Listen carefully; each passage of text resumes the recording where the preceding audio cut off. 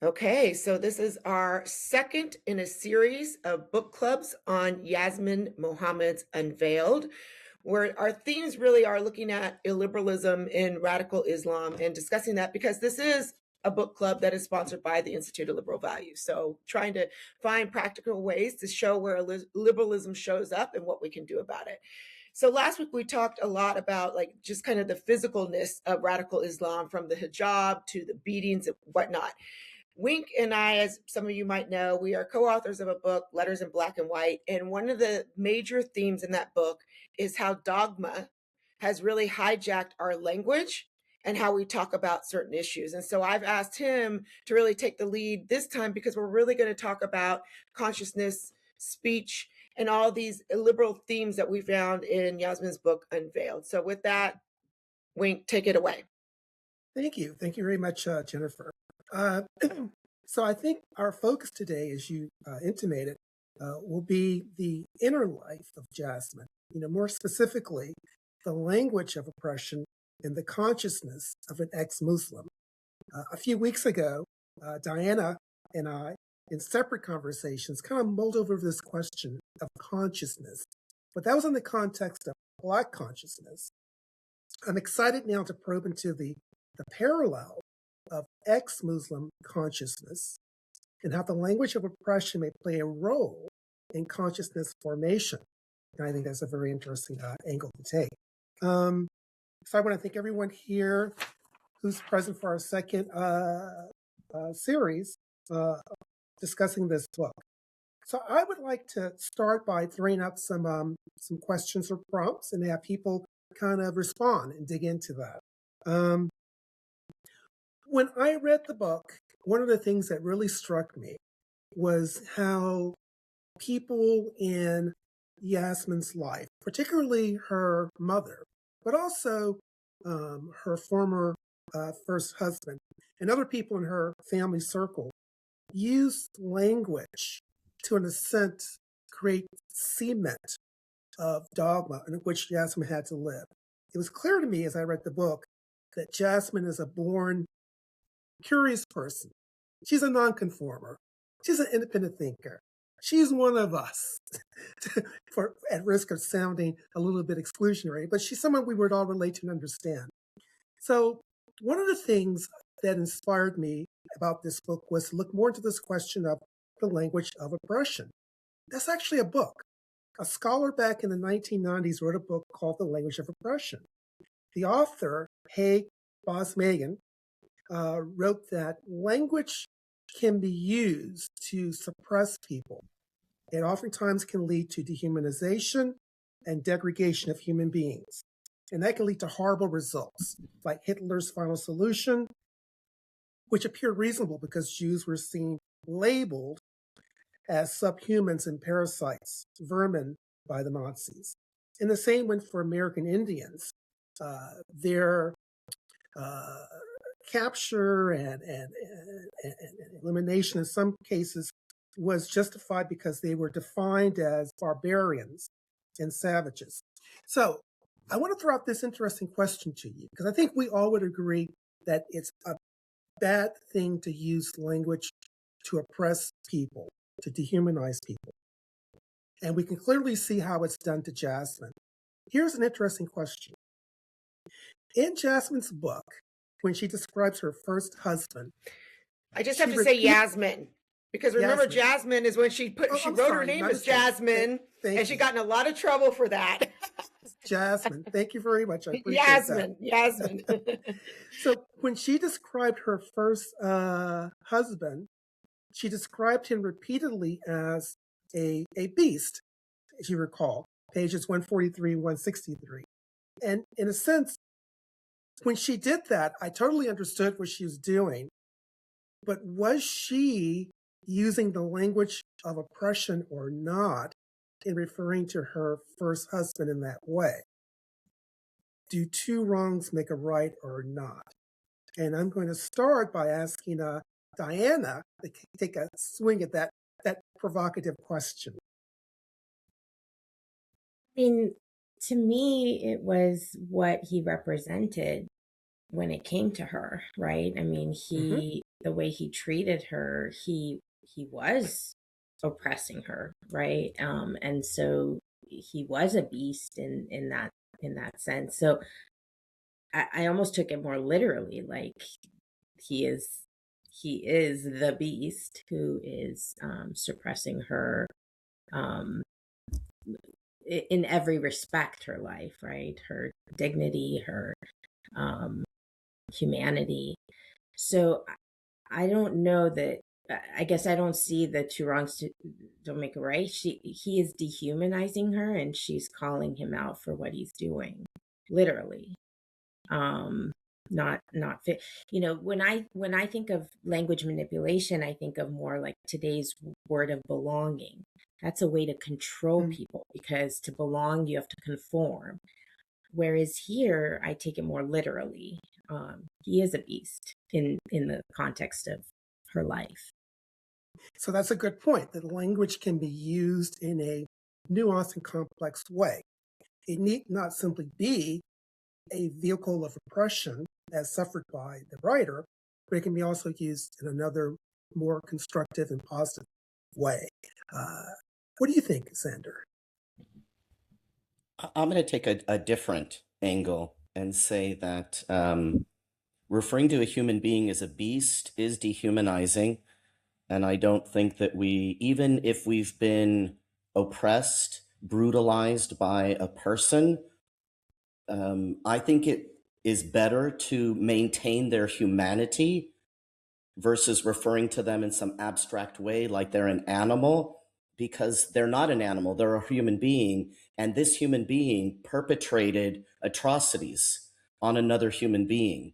So I think to refer to a person who commits those kinds of atrocities as a beast, it almost removes them from their actions, Mm. as if it's something out of their control or something that's driving them, versus no, they themselves behaved in that atrocious manner. And because I think it's a slippery slope, if we are being dehumanized and then in turn our response is to dehumanize, then it's a hypocritical. I think it's hypocritical. I think we should use the correct words. You know, a person or a man who assaulted me, who accosted me, who violated me, and make it very clear. I think that clarity helps people then maybe to understand it, and it's not so abstract. It's not like some story you're telling about something. It's a person who did these things. And I appreciate that nuance, Xander, because I know in my own personal life, sometimes I just get so upset when I see people clearly dehumanizing others. My human instinct is to want to return the favor, but then I'm mindful of empowered humanity theory and the need to move beyond that. Randy, what do you think? Was it understandable for the writer to use that language of her first husband as a beast or not? Why or why not? I think it was understandable. When I was reading Yasmin's book, I read it from um, the perspective of what I did in my previous line of work. So, working with victims and survivors of abuse, of domestic violence, of sexual abuse. So, the terminology has been very common, again, in my experience working with that segment of the population, where abusers are often described as beasts or barbarians or monsters. I mean, that's a very common way to describe an individual based on the actions that they're inflicting upon their victims. I think that when I agree with Xander, one of the concerns I have when that language is used isn't just it's not about the dehumanization of the perpetrator. It's more about the removal of responsibility of what that Hmm. individual did. And no one is all what most people aren't all one thing. So I really did look at it and read it from the perspective of a segment of the population that has been victimized by abuse. and again, I wasn't understandable completely. It's very, very common to hear those terms. You'll hear other things. His eyes went black. When he did this, I didn't see him anymore. I mean, those types of descriptions are very common in circumstances like this. So I think that it makes perfect sense why she describes him like that. Also, the other side of it is looking at, yes, he's a person, he's a human, he's a man. But if our bar for humanity is higher, then I think it's right to describe what he's doing as not human like, because to be a human would not be to do those things. Mm-hmm. Well, I share your thought that we should have a very high bar for humanity. That's something that I take to heart. What do you think, Mars, about this question? I have a question to ask him first. Like, when we're talking about the language of oppression, are we speaking specifically on whether or not the terminology beast should be used, or are we talking about the language of oppression that's surrounding the book itself? Oh, well, I think they go hand in hand. In other words, there's language of oppression which permeates the book and her story.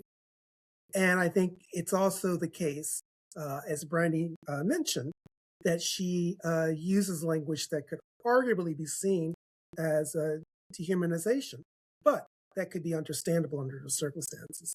So is that an answer to your question? Yeah, I have two answers to this. I don't think it's inappropriate for her to call him a beast, given the level of dehumanization that she was shown in return. But like, if anything, over the last couple of years, what we see with cancel culture on both the left and the right, it's taught me the quality of mercy and the necessity to be able to see someone else's humanity. Mm-hmm. That is in no way excusing what this guy did. He's obviously a monster, and he deserves to be locked up. No doubt about that. But tentatively, mercy is a quality that should be prized in any civilization that considers themselves forward-looking. With regards to the idea of the language of oppression,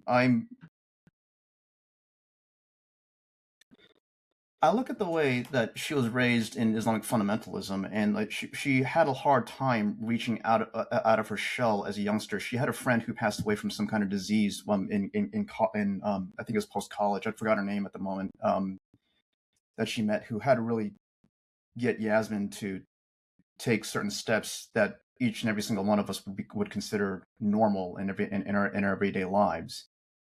An example is not coming to mind. But she was taught in some of these more fundamentalist teachings that Muslims cannot have friends outside of their own religion. The fundamentalist kind, of course. Like, I can't reemphasize that point enough. So what's happening in that particular circumstance is when you're raised in that kind of language, in that kind of environment, you're building, or you're having built around you, a self-enclosing shell, reinforcing itself, saying, I have to listen dogmatically to what a religious text says. I cannot question it. I cannot go against it. I cannot reach out to people outside of it. So it becomes a very, very self-imposed. You've locked yourself in your effectively in your own ideology. It becomes very, very difficult to think your way out of that. But she had people who gradually teased her out, and I think later on in life she actually became a professor of religious studies or something like that. She used to work at a university and was able to get out of it. But the worst thing you can ever do to somebody is to get them to self-terminate their own critical thinking processes. And there is no greater part of the language. There is no greater oppression than the one you effectively bring upon yourself in that circumstance. Excuse me for my outburst, Mars, but I so agree with you. The passion came through, because I so believe that the writer is someone who is inherently curious, inherently a nonconformer, inherently someone who's independent of thought. And so, in a sense, the dogmatic environment she found herself in, linguistic and otherwise, was the absolute worst place she could have found herself in terms of self-realization self-actualization, self-growth. Jennifer, what are your thoughts on this? Are we in a sense looking at someone whom the fates threw into the world in the absolute worst dogmatic echo chamber one could imagine for a curious, non-conforming person? Yes, and because of that, and because that she broke through that, she is absolutely heroic in my mind. I mean, I try to put myself in her position, and if day in, day out, I was told the things that she was told, would I have the strength of mind and character to look beyond that and to like you said, have that self-actualization that clearly she did throughout this book? And I don't know that the answer is yes. But to your larger question on calling someone a beast, I just wanted to address that because I struggle with this question, and what everyone said here, it really has some religious undertones for me. And Mars brought this up in this idea of mercy, because I truly believe in my faith in mercy. And yet it brings into questions, is there true evil in the world? Because when you look Yes. at him like this, her husband, he is evil. Now, was he born evil or did he become evil? And I don't know. I mean, that's part of my like kind of struggle. Does that even matter? Right? I mean, should we give him mercy because he, like, could have been a good person if he was raised a certain way?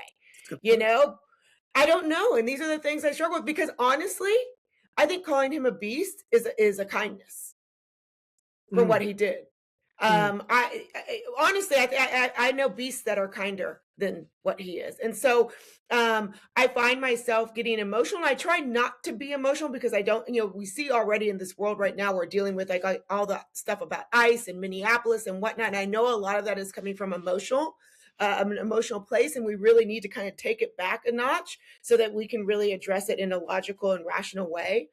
So when my response was saying, yes, call him a beast and then some, I realize I'm playing into that narrative, but at the same time, it goes to deeper questions to me, like, is he in my mind is truly an evil person, and an evil person does not deserve to be treated as like to Brandy's point, there's a bar of what kind of humanity means. And if you drop below that bar, then my language, I don't have to be gentle.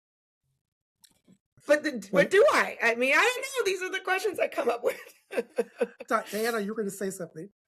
Well, putting her ex-husband aside, I think about her mother. She called her mother monster, right? And yes, sociopaths do exist, right? And I find that her mother is in a way almost more sociopathic than the ex, because there's a point where she tried to explain away how he became, like he was also didn't feel like he was belonging, and then he found this group of Muslim Brotherhood, like almost like a gang, that then he felt like he belonged. And so I can see how he was led down the wrong path.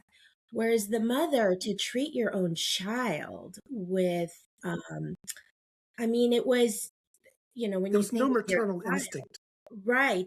You think of unconditional love, right? I mean, for who you are, but with their mother, it was all conditional. It was control. It was, you got to do as I say, or you're nothing to me. And even then, it was, So I do think sociopaths exist.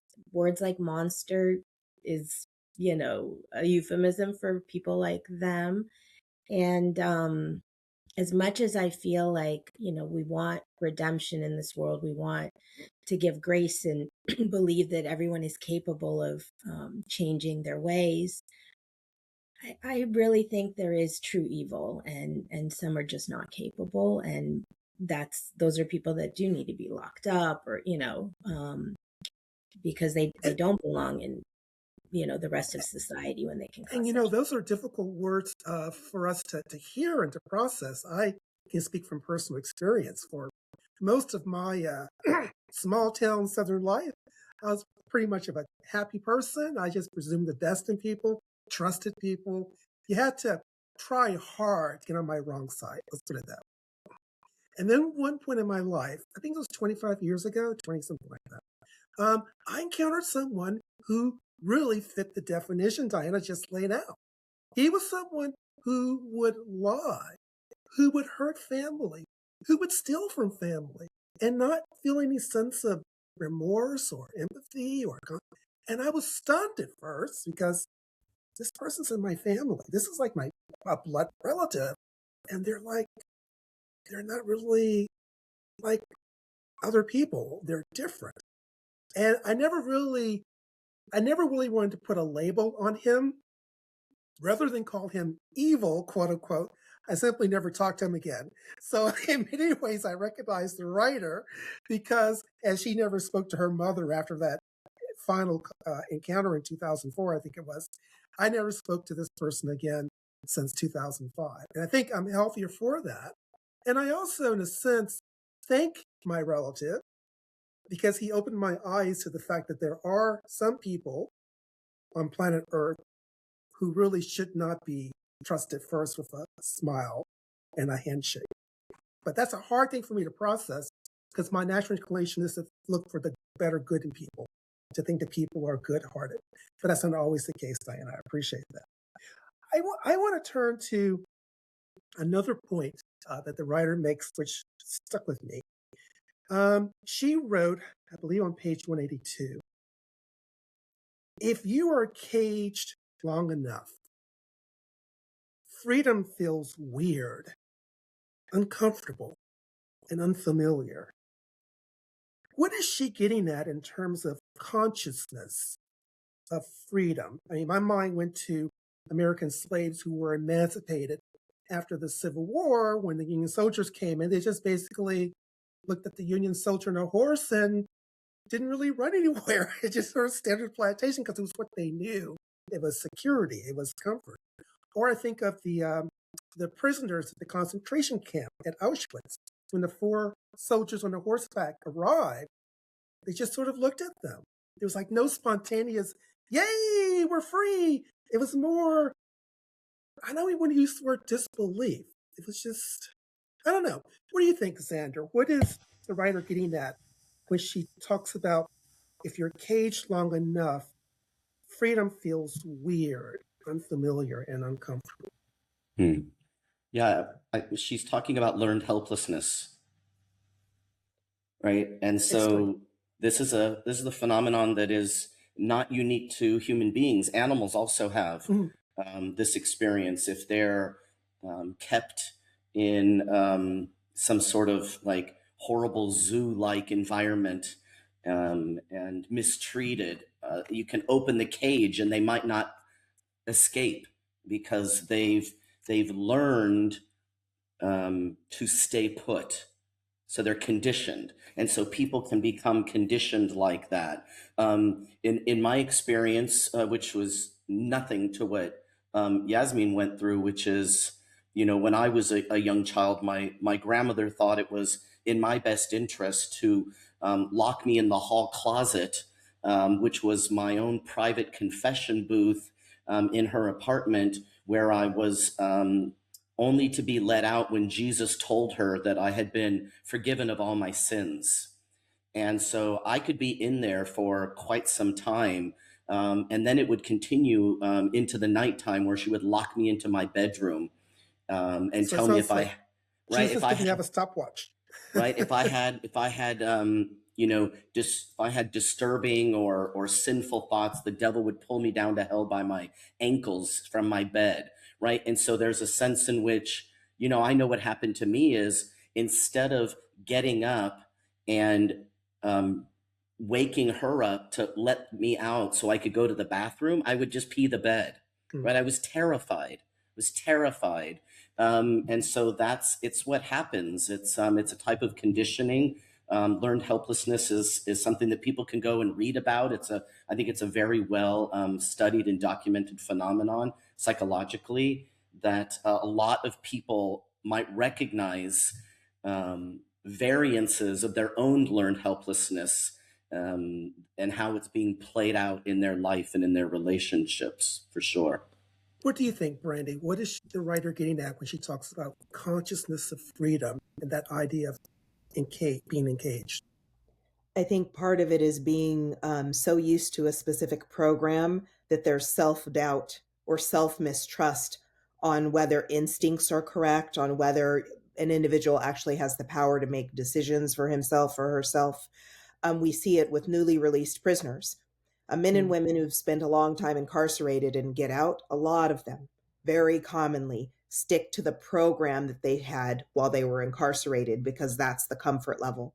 Again, going back to my previous line of work, working with victims and survivors of abuse, it's one of the questions people always ask, well, why didn't you just leave? If you're being so abused, why didn't you just leave?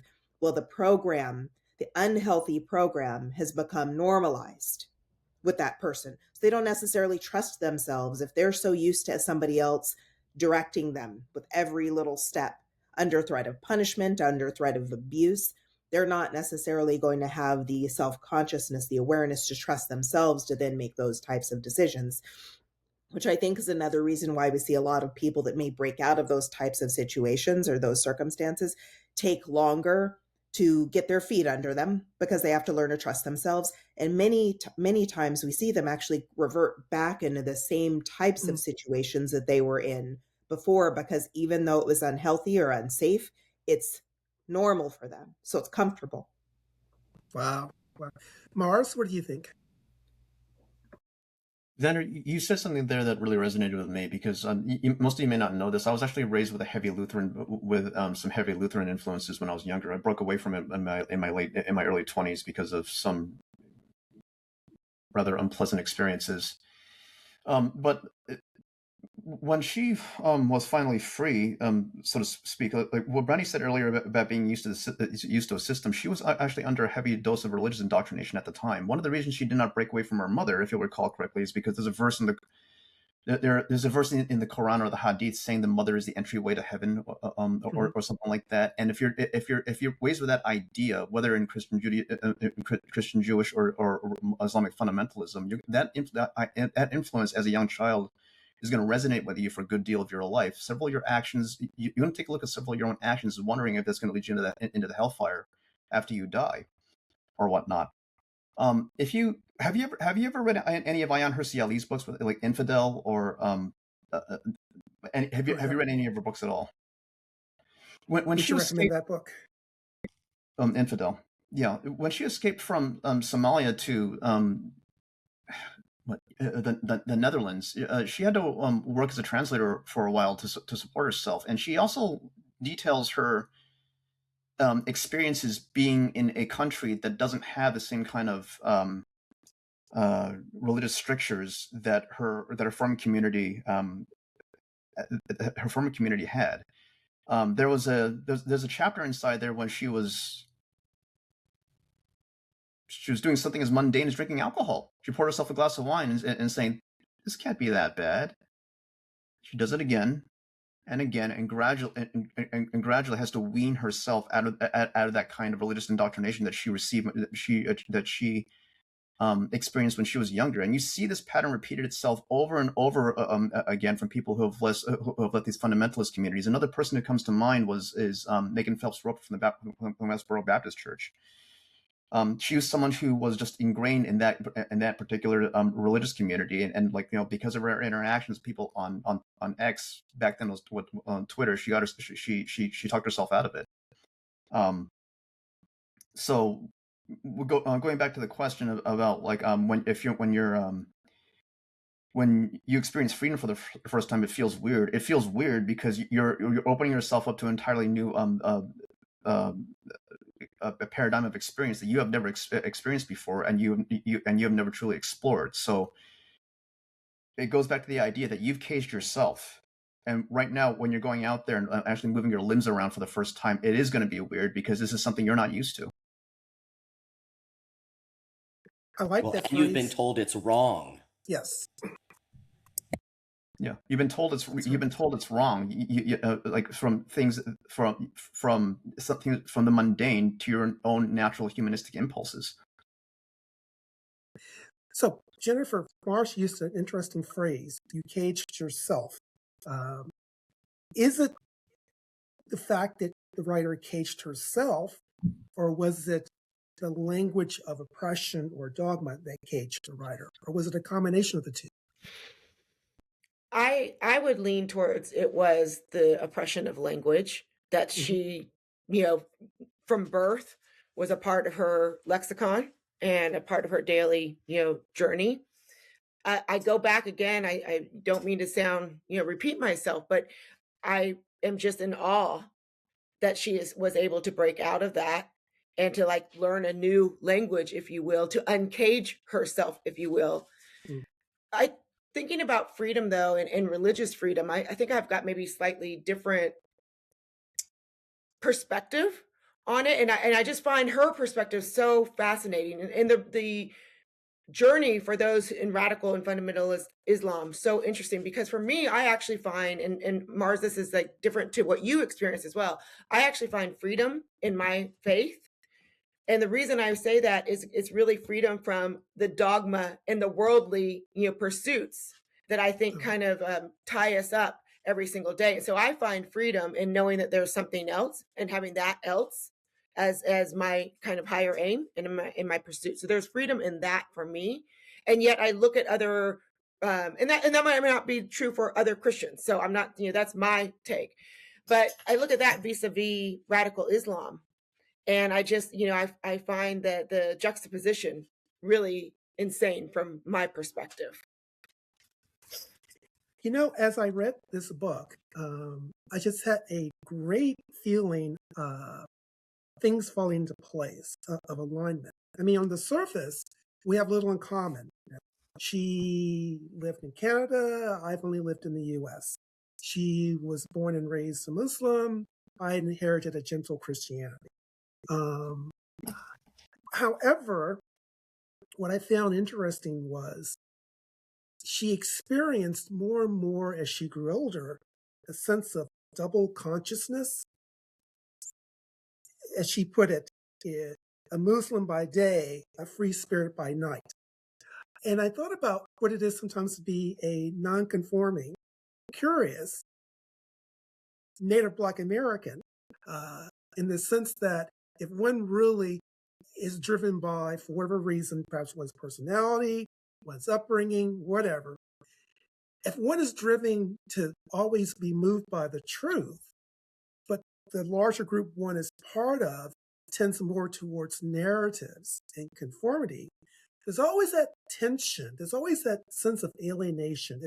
Du Bois talked about it in The Souls of Black Folks in the year 1903, that there's a double consciousness, that one's aware of one's inner sense of self, and then the sense of self placed upon one by the external world. And so I saw that very much with the writer when she talks about Muslim by day, free spirit at night.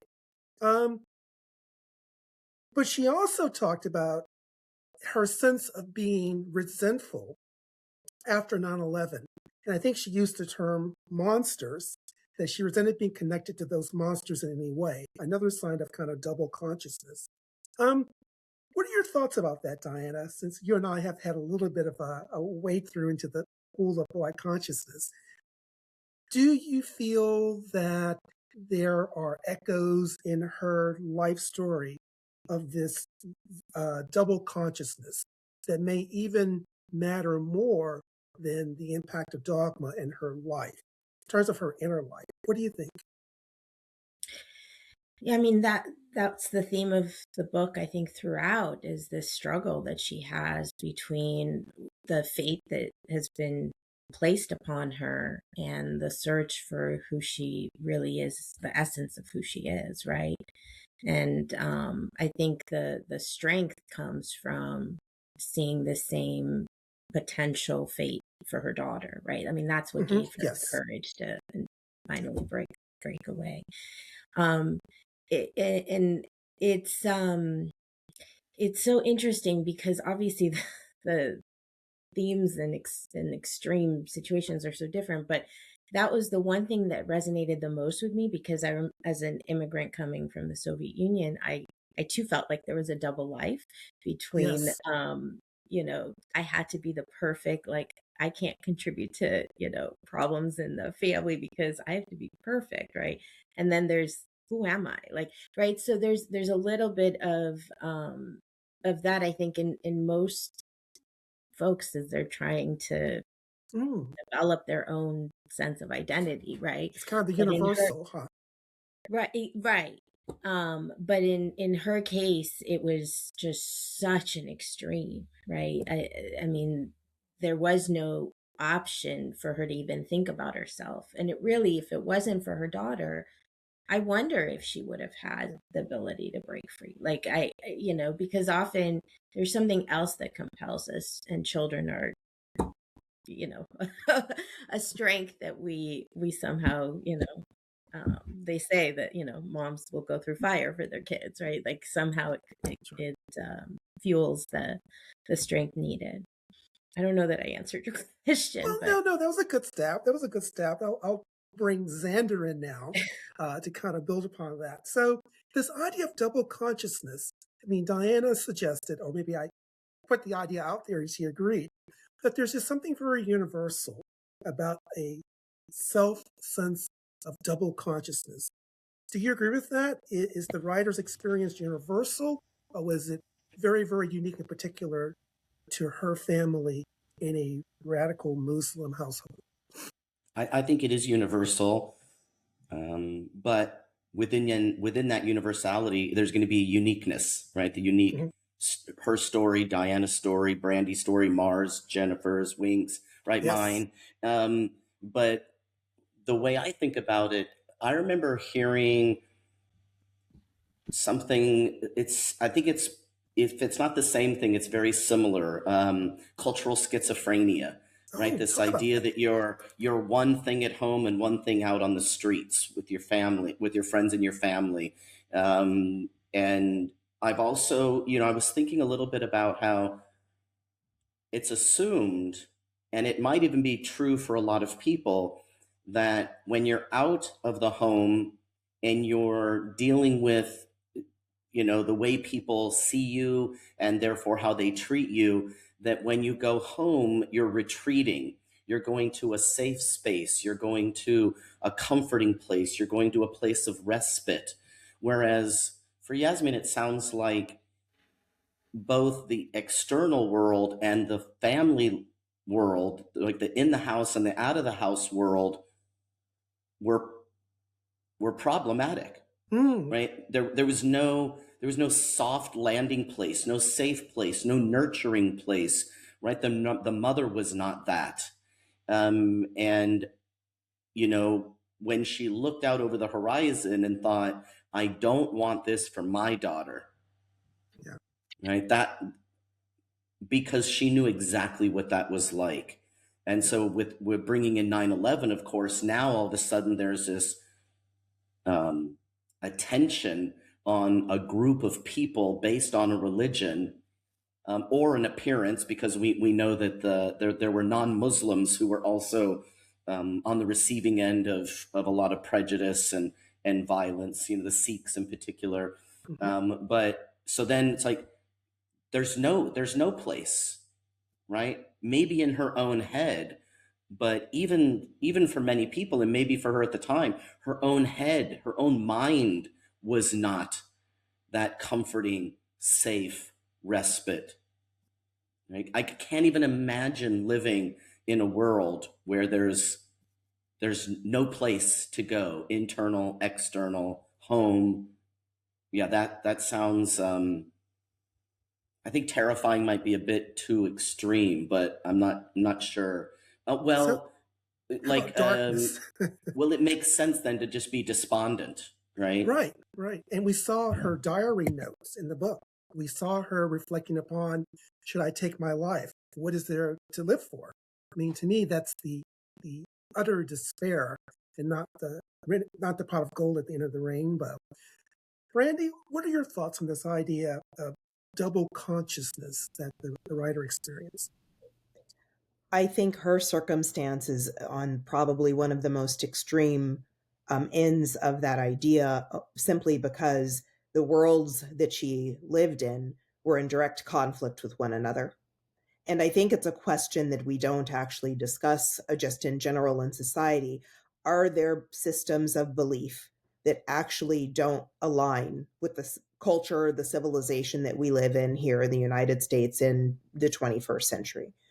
And if you think about fundamentalist radical Islam, I would say, well, that is one that doesn't fit. I mean, she was being told, as somebody mentioned just a few minutes ago, you can't be friends with people that aren't part of our unique sect or demographic. That's in direct conflict with, I mean, I know she was in Canada, we're in the United States, but that's in direct conflict with what it means to be an American. So as I've gotten older, which maybe that's just part of it, being a woman of a certain age, there's a rejection of the idea that I have to code switch or act differently at home or at work. At a certain point, the line is, I am who I am, love it or hate it. And High five to Brandy. High five to Gen X. No, but part of that also comes from having becoming more confident in oneself. Part of it also comes from, I've met young people like that who are really the same across the board. And they're some of the coolest people, some of my kids' friends. One of my husband's friends who we went to college with, like in Hawaii, he was the same person at work, at school, with his family, with his friends. And I think that also says something for his upbringing, where he was allowed the curiosity to explore, to realize who he was, and to express himself as he was throughout the world. And what a comforting way to live. Yes. Everyone isn't afforded that. I mean, I was not afforded that. For me, again, it came with age, as did my gray hair, but I'll take it. Join the club. Yeah, I mean, only for a few more weeks. I'll look different next time.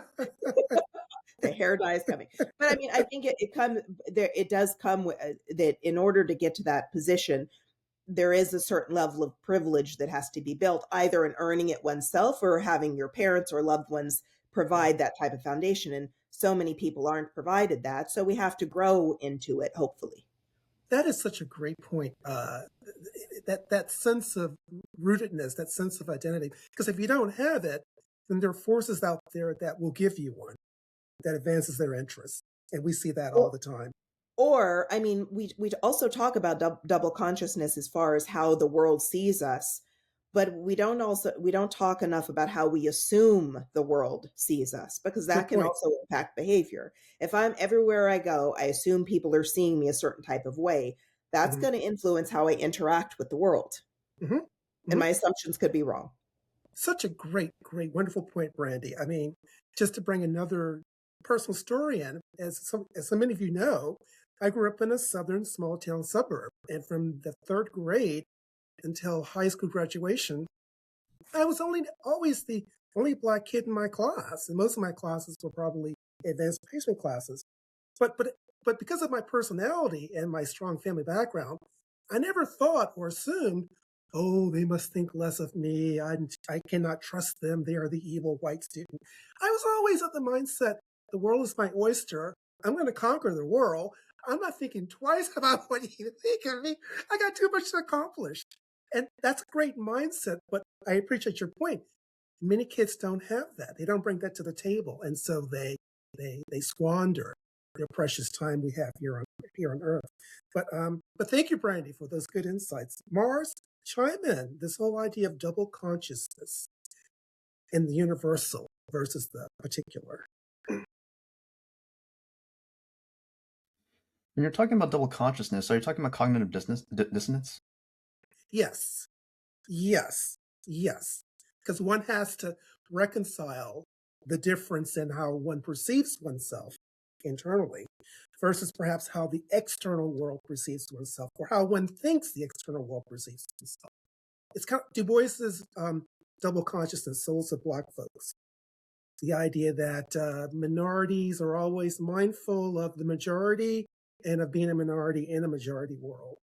I personally, Mars, I think, love him, but I think W.E.B. Du Bois's ideas are outdated for the year 2026 in San Diego, California. It may make more sense in 1903 in Philadelphia. But I'm just using that as a shorthand reference, double consciousness. Okay, so there's definitely an element of that reflected in Yasmine's book. But when you mention that, when I hear the stories shared by everyone here, my mind goes back to two stories I've studied in my own studies of religion. again, I'll go back to Ayaan Hirsi Ali's story when she first came to the Netherlands from Somalia, and she again came from the fundamentalist Islamic household, and it was. I really recommend reading Infidel if you haven't. Her story is just incredibly fascinating. Just a remarkable woman who came from nothing and just taught herself multiple languages. And I think she was even elected to the government boards. And Yes, she was. In Europe. So she went through a multiplicity of experiences. I mentioned the event when she was just starting to experiment with alcohol for the first time, and she was slowly but surely weaning herself out of her religion, whether she knew it or not, whether she acknowledged it or not. There's another chapter in which she was describing her first love. When she met she met people at a party, and she started seeing this guy. And it's in the book when it gets to the point where she starts sleeping with him. Afterwards, unfortunately didn't work out, and like some relationships don't. But like she could not do anything like that in a fundamentalist Islamic country. Yet at the back of her mind, she still thought of herself as a Muslim. Fundamentalist Muslim. And she then later on, later in the book, she sees 9/11 occur, and she takes a look at herself and realizes that she has not followed fundamentalist Islam she doesn't follow into fundamentalist Islam. She doesn't even she realizes she's not a Muslim anymore. She realizes she has not been in one for some time, because in the way she acts, she acts completely contrary to any of the religious strictures that she came up with. She's not a Muslim anymore, and that was I think that came as a surprise to her. There are also tales. There was a movie based on it a while back about the next story I have that comes to mind is there's some stories of some Jewish girls who left some fundamentalist Jewish sects in New York, and when they came out in the real world, it came as it came as a complete culture shock, very very similar to the way to Ayaan Hirsi. Excuse me, I can't talk today. Ayaan Hirsi Ali. There's a movie on Netflix that highlights this. One of them is a documentary. One of them I think is a fictional tale based on the real thing. But it kind of illustrates those ideas as to what you see yourself to be, and like it's like watching one movie and there's another one going on in the background where like you find yourself acting and believing in ways that are contrary to whatever programming that you've received. And eventually that realization comes into conflict with one another. So there's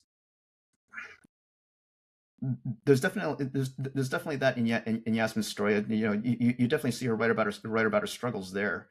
But that is actually that's actually not a unique phenomenon compared to with respect to people who've had to leave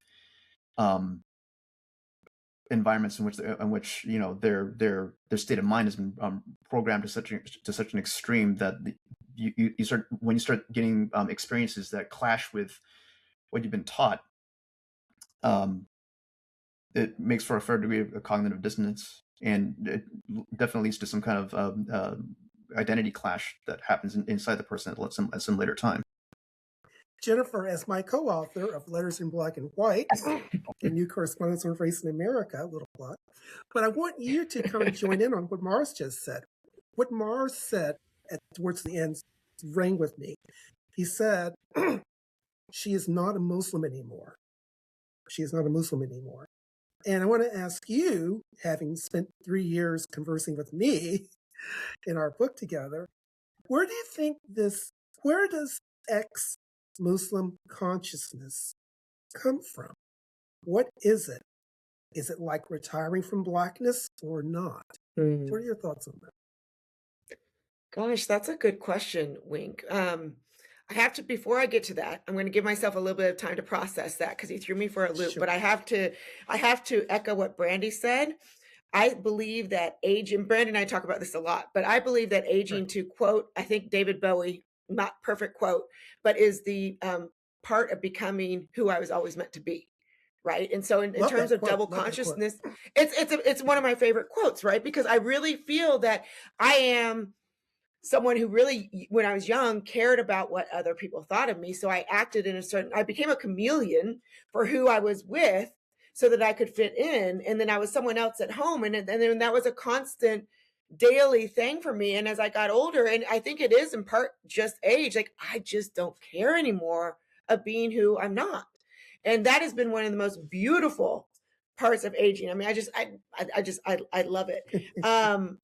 I also want to just reframe this idea of double consciousness to stoicism. I'm still going to get to your question, Wink, but I had some other things like kind of holding on to there. Take your but time. I want to reframe this.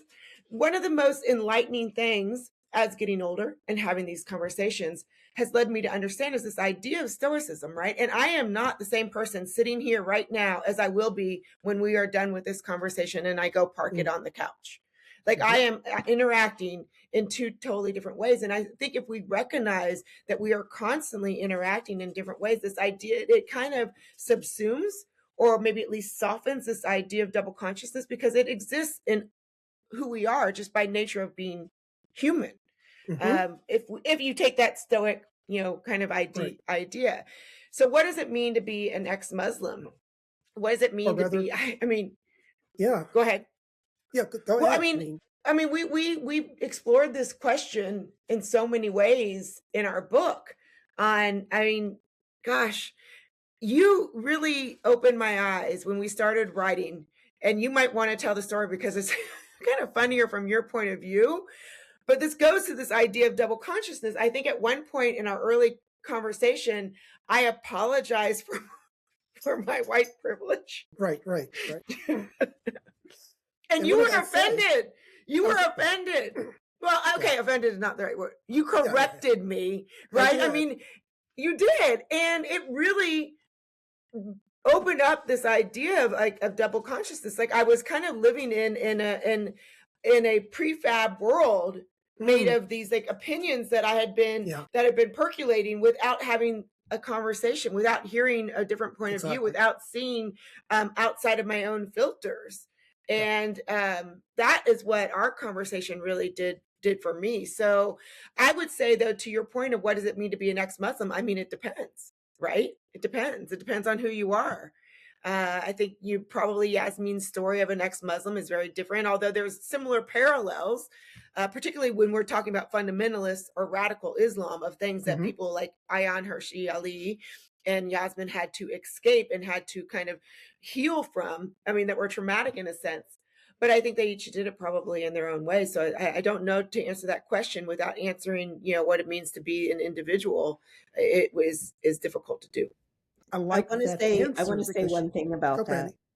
I think to answer the question, what does it mean to be an ex-Muslim? We'd first have to say, well, what does it mean to be a Muslim? And I think that that's a question that the Muslim community has to grapple with. Yasmine's idea of I don't want to be associated with the terrorists that committed September 11th, to me indicated that in her mindset at that time, that she may not have known exactly who she was or what her path was going to be moving forward, but she knew that she didn't want it to be that. And if that was representative of Islam or what it meant to be a Muslim, she was explicitly rejecting that.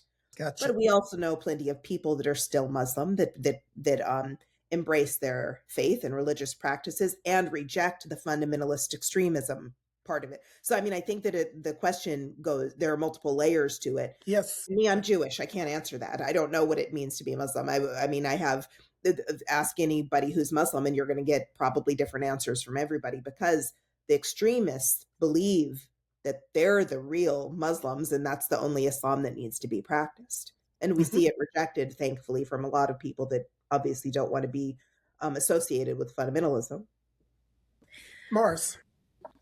You're going to get a different answer. Like I've had a lot of, as some of you know here on this chat, because of my work with because of my work with atheism, Islam is actually the subject that actually introduced me that there was a problem in the progressive world. I've had a lot of contact with people who are from the ex-Muslim community over the last 10-something years, and a lot of them will give you a very, very different story about what it means to be ex-Muslim. So no one narrative speaks for them all.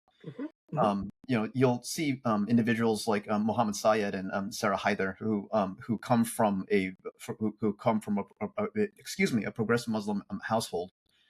If I don't want to put some words in Sarah's mouth. She's one of my favorite thinkers, but her background was fairly progressive. Like she never had to wear the abaya, the hijab, the niqab, and any of that. Like when she was in high school, the only real regulation was you can't wear shorts, you can't have a boyfriend until, et cetera, et cetera.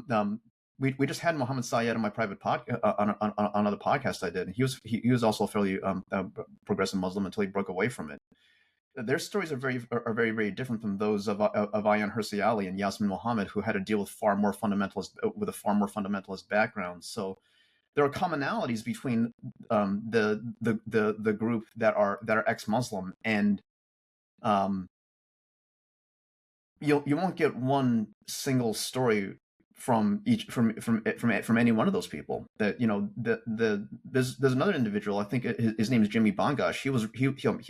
He's a gay man. You have to be very, very careful with that in conservative to fundamentalist Muslim households. And his story is also has its own unique flavor.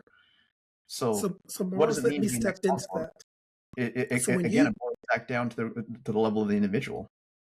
So when you use the phrase, I thought it was a very good phrase. When you use the phrase, she is not a Muslim anymore, what did you mean for the writer at that point in her life?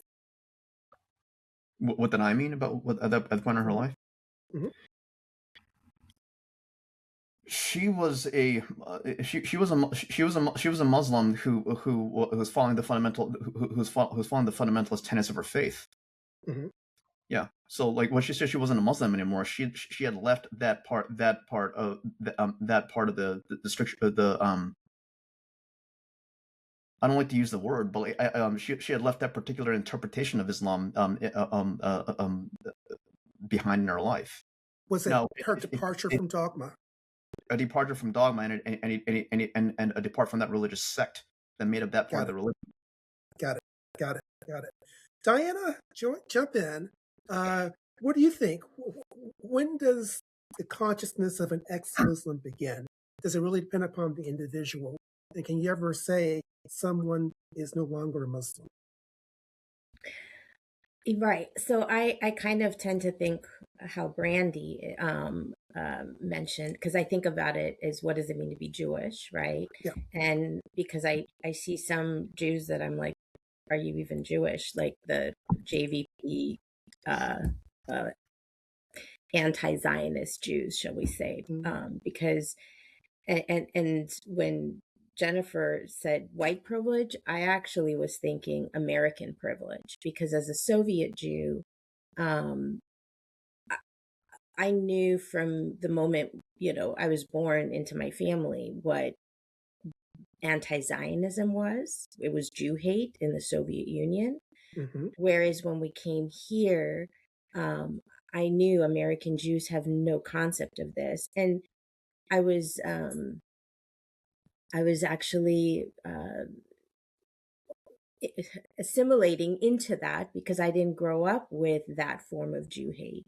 And seeing it now, I'm able to identify, oh, that's American privilege, not understanding that form of Jew hate. So what am I trying to say here when it comes to Yasmine is I think even being a Muslim, it really depends on what is your experience of being a Muslim. Like, if you grow up in a fundamentalist Islamist family where you're stripped of all, dignity, humanity, because the faith and the,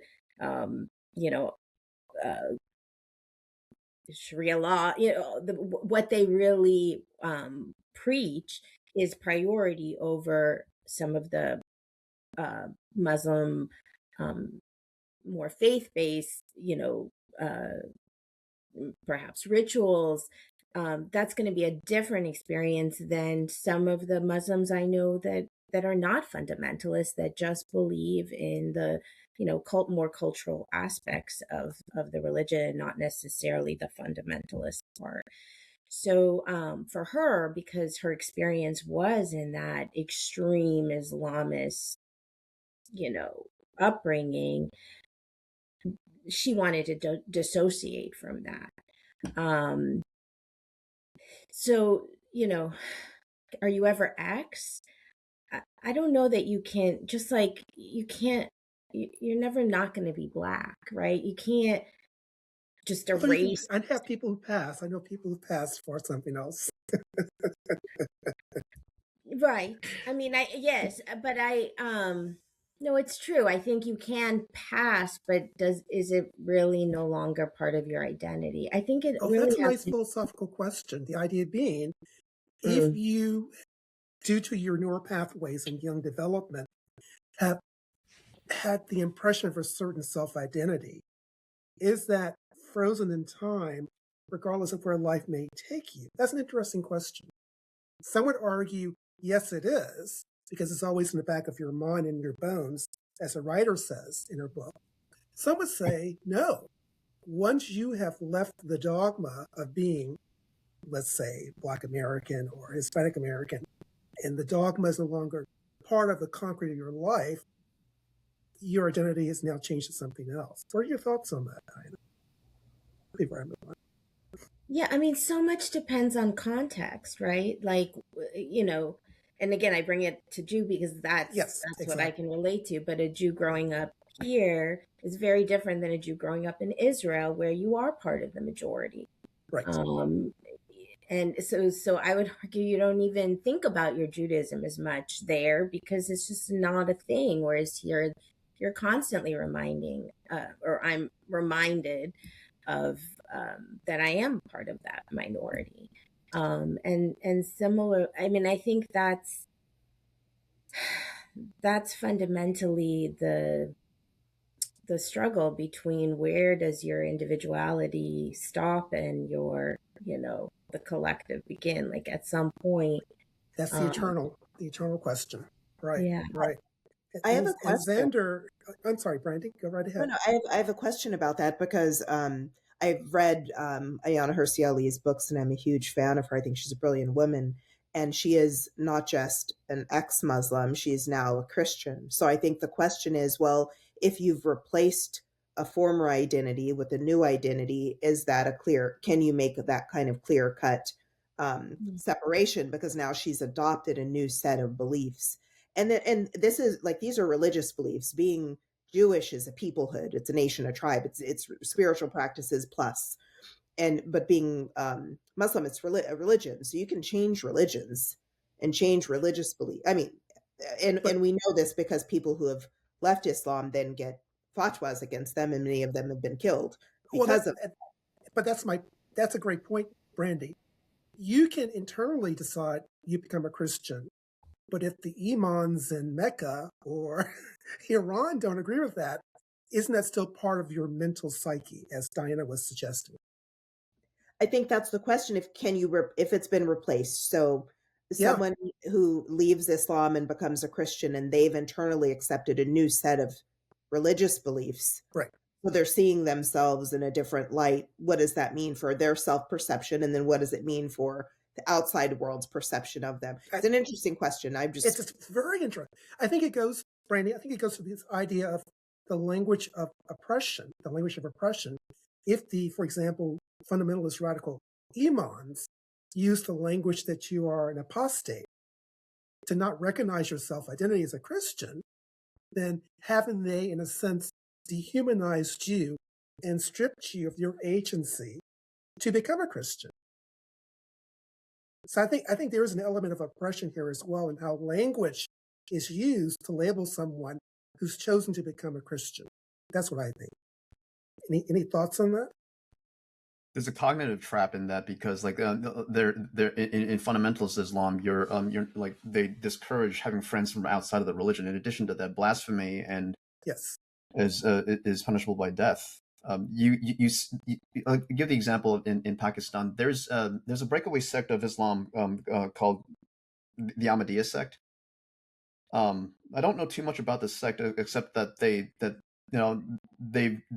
effectively done away with with the nastier sounding verses in the Quran and the Hadith in Pakistan, but that's a form of blasphemy in Pakistan. And if you're on, I wouldn't want to be an Ahmadi Muslim in Pakistan, because whoever I'm not sure if it's in the Quran or the Hadith, probably the latter. But like, there's a phrase inside there: whoever changes his religion, kill him. Yes. Now, again, to be fair, that's practiced very to differing schools of fundamentalist practice in Islam. But Saudi Arabia, Iran, Pakistan, that's really, really bad. So when it comes down to the language of oppression, it's much more direct in this case, because you cannot change your religion in Islam. And yes, there is a phrase called there's a phrase in the Quran that says there's no compulsion of religion, but Islam has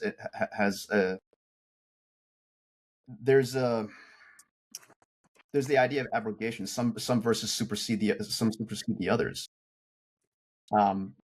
Anyway, going back to my point, this is direct coercion there, but the far worse one is the mental trap that is built around you through this ideology that's put on you on birth, and after a certain age, once you become an adult, once you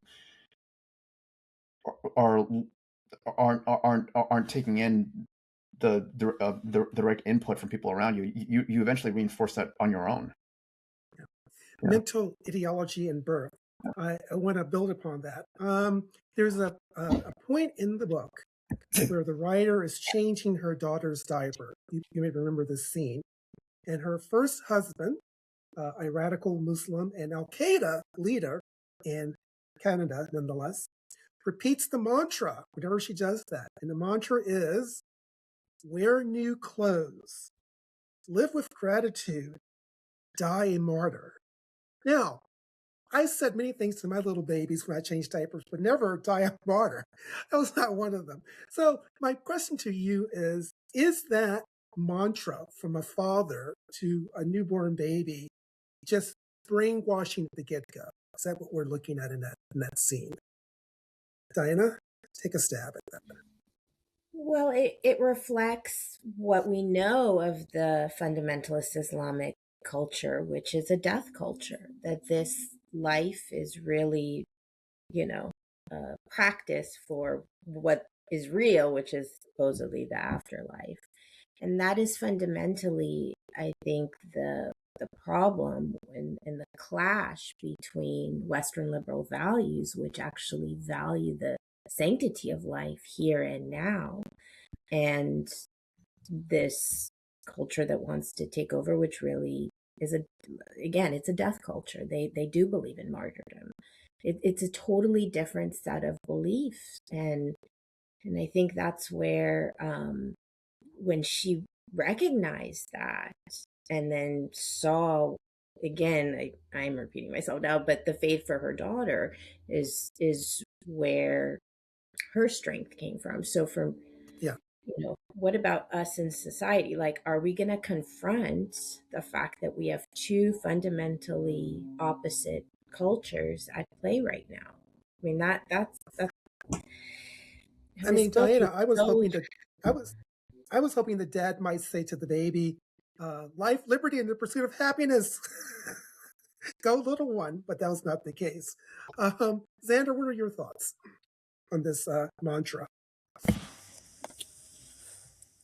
I was thinking maybe Diana would mention something about, the things we see and the things we hear when we're little children, and how it wires into our brain, yes. right? Our Yes. neurology, and then creates and structures our reality. Yes. That I don't know very much about it, other than what I just said, sort of the surface level. But I would imagine that that even as an infant, where there's perhaps like a pre-consciousness, it's those messages are getting in there, and I think they're sticky. They stick in there, for a lack of a more scientific way of saying it, and then it can become internalized, and then how it plays out is going to be different, right? Because we're all born with different temperaments. and different personalities. And regardless of our early life experiences, some of us develop either internal or external locuses of control, or obviously a combination, but we can be more dominant in the other.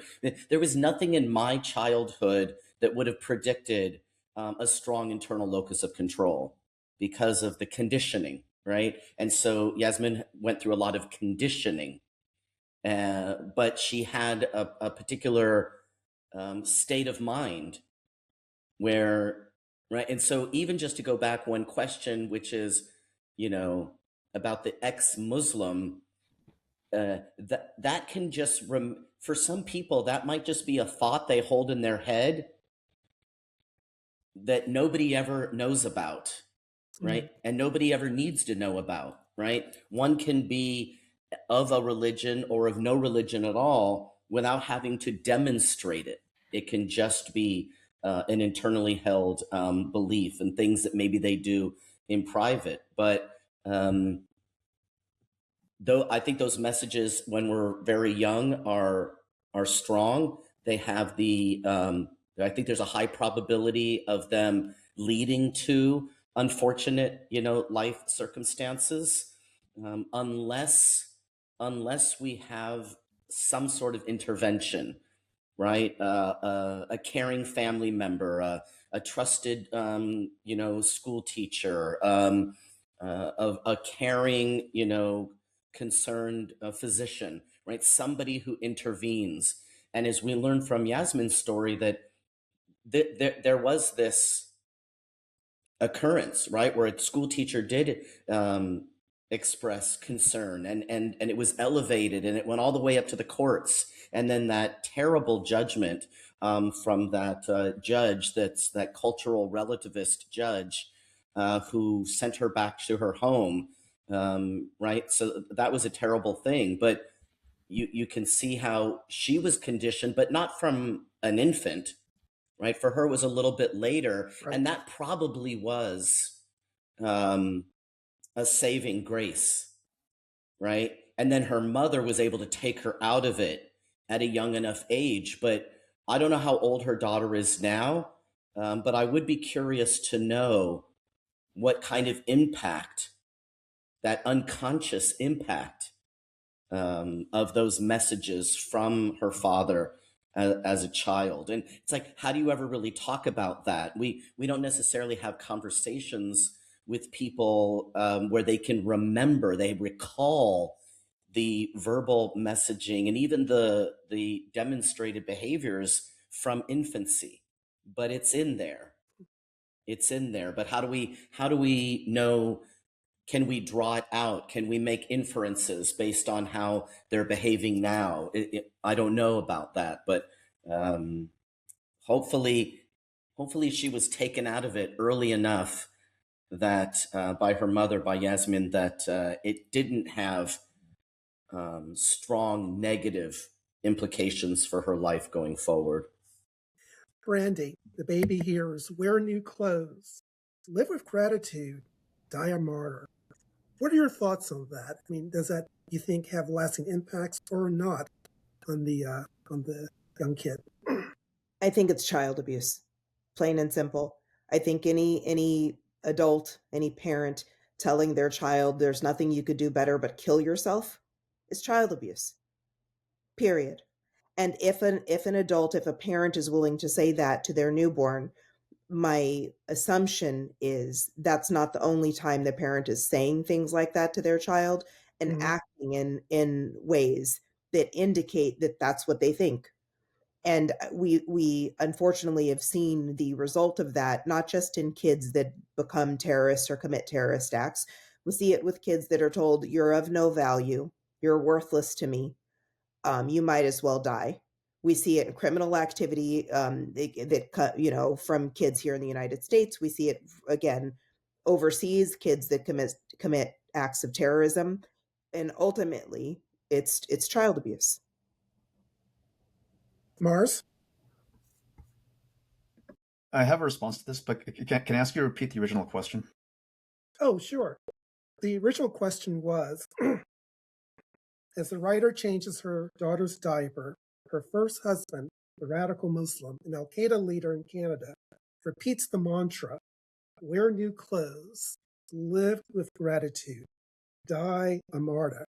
And my original question was, is that repeated mantra brainwashing?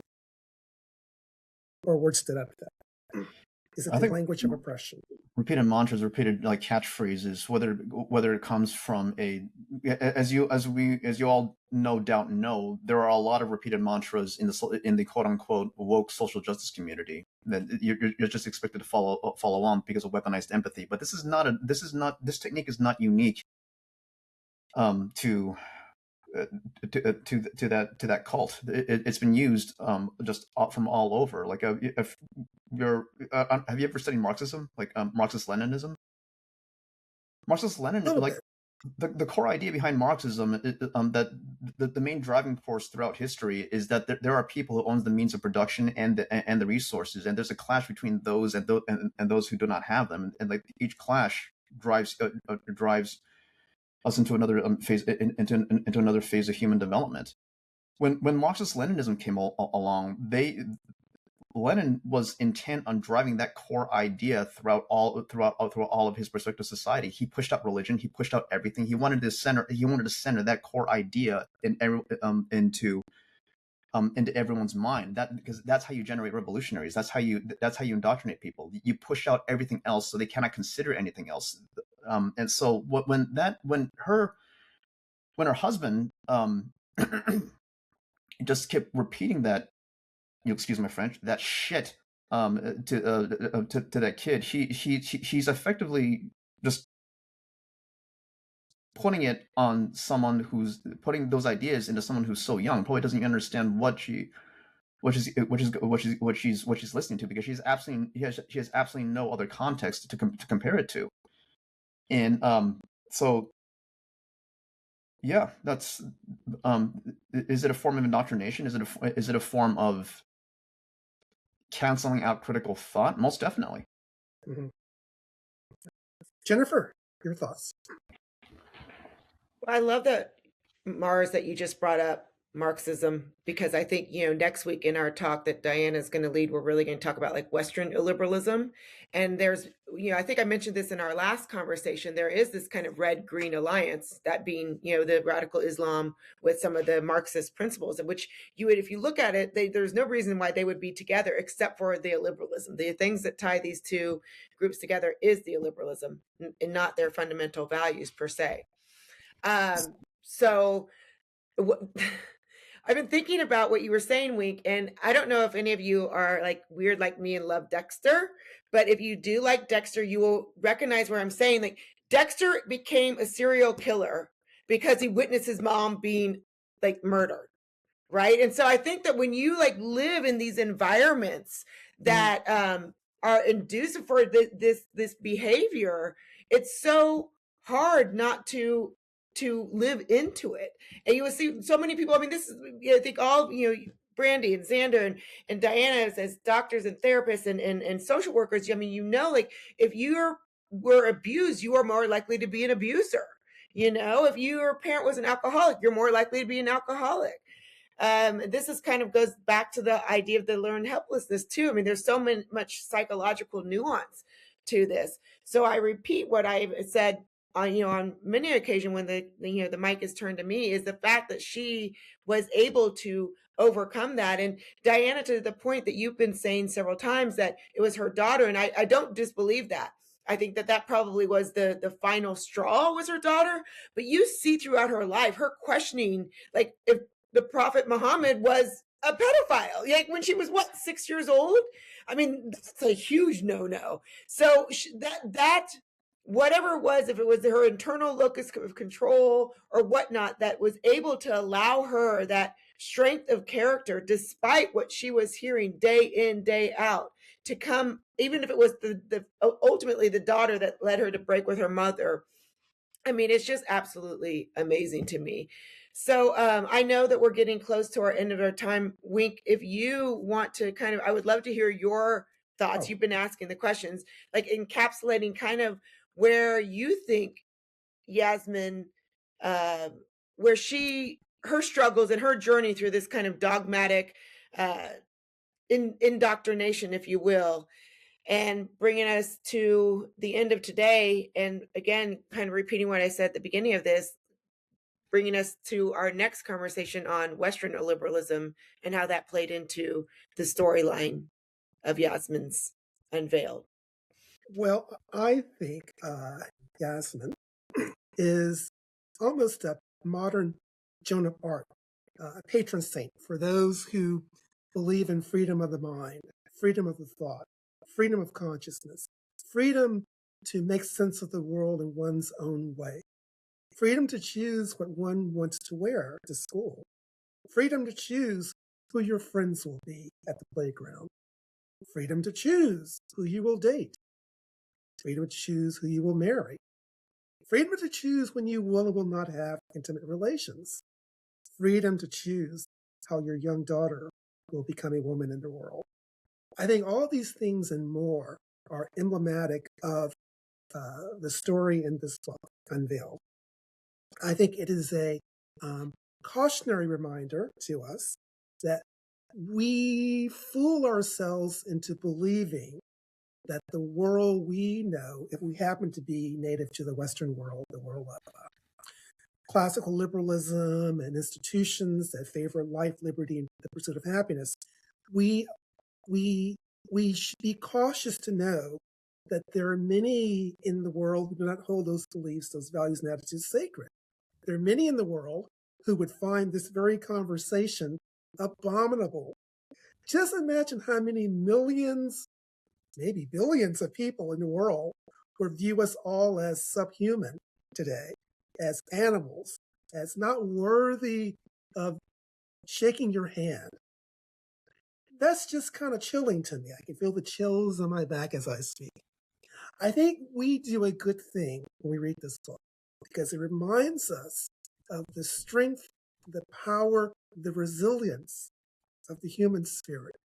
It also reminds us that though we may be different on the surface, we may be Black and female, or we may be Jewish from the Soviet Union, or whatever the surface difference may be.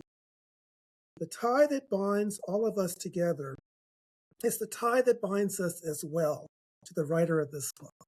And that is a love for cherished freedom, freedom of thought, freedom of conscience, freedom to simply live your life and not have to swallow pain as a young child.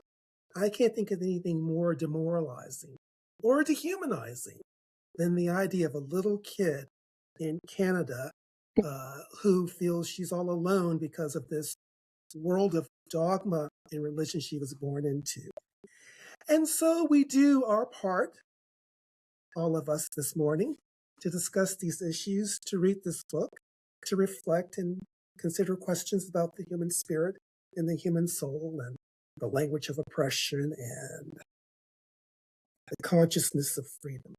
I think ultimately, I can't wait until we have a chance to meet the writer in our final podcast and raise some of these questions with her and to let her know that she has done indeed a very valuable, important service to humanity by writing this book.